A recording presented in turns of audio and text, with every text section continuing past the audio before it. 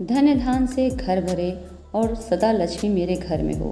ऐसा हर कोई चाहता है कि माँ लक्ष्मी घर में आकर धन्य धान भर दे, तिजोरी लबालब भर दे, बैंक पे भर दे। तो इसके लिए हमें कुछ न कुछ प्रयत्न करना होता है। माँ लक्ष्मी को प्रसन्न करने के अनेकों उपाय बताए जाते हैं शास्त्रों में।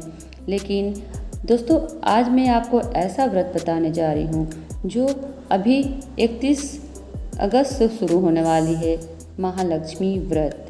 इस व्रत को करने वाले सभी लोग घर पे धन्य धान की पूर्ति करते हैं, यानी कि माँ लक्ष्मी को प्रसन्न करने पर अपनी मनोवांछित फल प्राप्त करते हैं।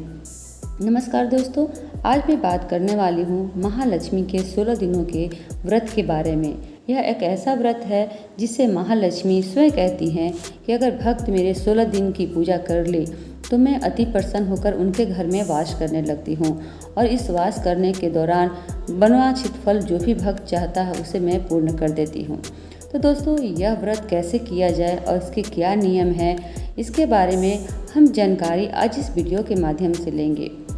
भादों के शुक्ल पक्ष के अष्टमी को यह व्रत शुरू होता है। इस वर्ष 31 अगस्त को यह दिन बन पड़ा है। सूर्योदय तिथि के उदय तिथि होने के अनुसार इस व्रत को रविवार को किया जाएगा, लेकिन यह व्रत करने का जो अष्टमी तिथि है वह 30 अगस्त को ही पड़ रही है, लेकिन उदय तिथि के अनुसार उस दिन सप्तमी है, इसलिए 31 को ही यह व्रत शुरुआत की जाएगी। यह व्रत करने वाले भक्त संतान पूर्ति के लिए, धन पूर्ति के लिए, व्यापार के लिए, बहुत अधिक मनोकामनाओं के लिए इस व्रत को करते हैं और इस व्रत को करने से अपने मनवांछित फल को प्राप्त करते हैं। इस बार यह व्रत 15 दिनों का होने वाला है। अगर 30 तारीख से जोड़े तो यह व्रत 16 दिनों का होगा। अगर आप करना चाहती हैं तो 16 दिन की पूर्ति के लिए 30 तारीख को भी अपना व्रत का शुभारंभ कर सकते हैं, लेकिन 31 को ही अष्टमी माना जाएगा।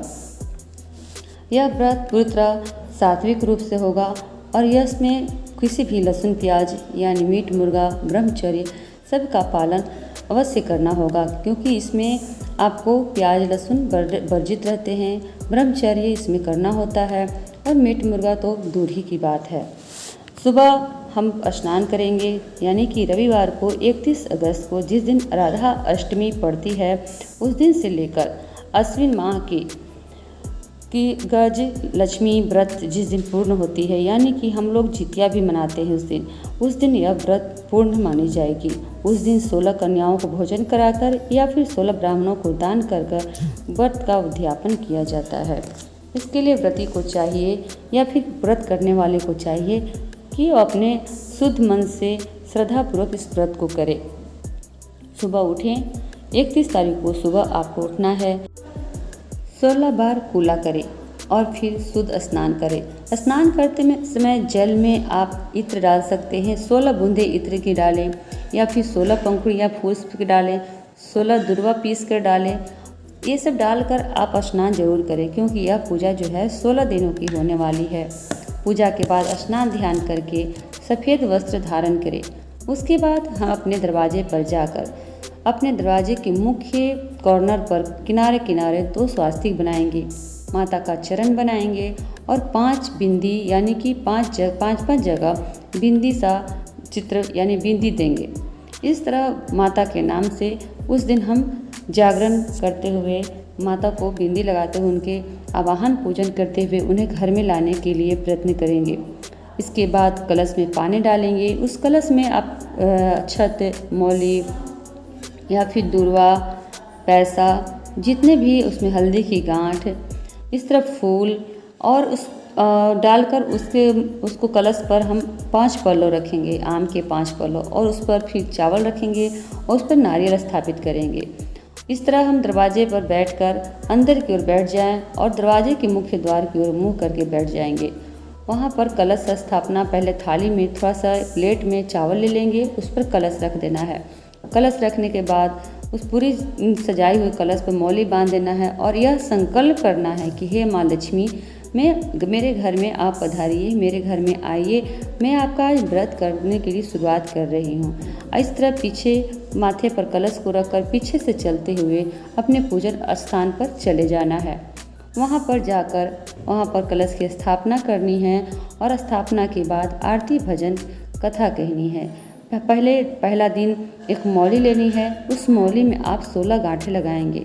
जब भी 16 गांठें लगाएं तो उसको आप एक बार अपने हाथ में ज़रूर बांध लें। पूजा करते समय हाथ में बांधें और उसको हर समय अपने हाथ में बांधे रखें। इस तरह दिया जलाते हुए, सुबह भोग लगाते हुए, प्रसाद चढ़ाते हुए, माँ लक्ष्मी का आवाहन करते हुए आप कथा दिया बाती कर सकते हैं। इस तरह कलश स्थापना पूर्ण शुद्ध रूप से आप करें। उसके बाद आप प्रतिदिन प्रसाद के रूप में शाम के समय कथा कहें। पूरे दिन फल पर फलहार रहते हुए शाम को कथा कहें, माँ लक्ष्मी का पूजन करें, भजन करें। इस तरह 16 दिनों तक आप इस तरह पूजा नियमित अपने विधि विधान से करते रहें। अगर जो व्रती इस तरह पूजा नहीं करना चाहती, वो चाहती हैं कि मात्र 3 दिन ही पूजा करें, तो आप शुरू की 31 तारीख को करें, फिर इसके बाद 7 तारीख पूर्णिमा के दिन करें और 16वें दिन फिर इस पूजा को आप कर सकती हैं। भोजन में ज़्यादातर फलहार रहने की कोशिश करें। अगर आपसे नहीं बनता है, एक समय सेंधा से बने आप दाल ने चावल सब्जी रोटी, ज्वार की आटे की रोटी भी खा सकते हैं। ये आपकी मन पर है, लेकिन शुद्धि रूप में ही इस व्रत को पूरा करना है। इस व्रत को करने वाली हर स्त्री को चाहिए कि वह अपने आप को शुद्ध मन से श्रद्धापूर्वक अपने लड़ाई झगड़े आदि से वह बच के रहें।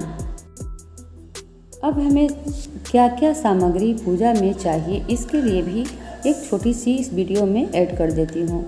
16वें दिन यानी कि हम जब भी आसन लगाएं, सफ़ेद आसन लगाएं, सफ़ेद वस्त्र पहनें और सुंदर एक गज लक्ष्मी की मूर्ति जरूर उसमें रखें। चौकी लगाएं, उस पर आप मूर्ति को रखते हुए आप कलश स्थापना कर लें।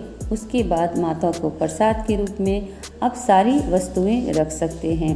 जैसे आप मौली रखें, अक्षत रखें, पुष्प रखें, फल रखें, ड्राई फ्रूट रखें या फिर कुछ बनाया हुआ भोग जो आपको माँ लक्ष्मी को अर्पण करना, वो भोग रखें। इस तरह आप प्रतिदिन माता को कुछ न कुछ अर्पण करते रहें और कुछ बनाए हुए सामग्री को भी आप उसमें ऐड कर सकते हैं। कलश स्थापना के बाद हाथ में अक्षत, जल और पुष्प लेकर माँ का संकल्प करें। हे माँ, मैंने आपका 16 दिनों का व्रत करने का संकल्प लिया है। मेरी इतनी मनोकामना आप पूर्ण कर दो।